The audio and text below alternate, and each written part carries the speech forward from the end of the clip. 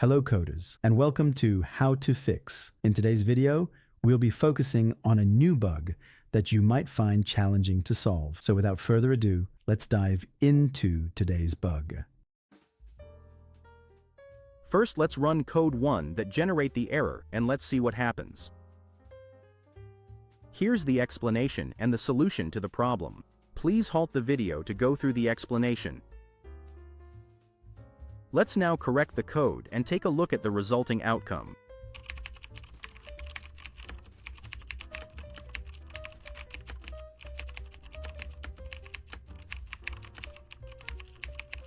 And voila! The code is working as it should and our output is spot on. The error has disappeared. That's all for today's session. If you found this guide beneficial, please like the video and join our channel for more how to fix coding videos. Always stay eager, continue your learning journey, and enjoy your coding experience.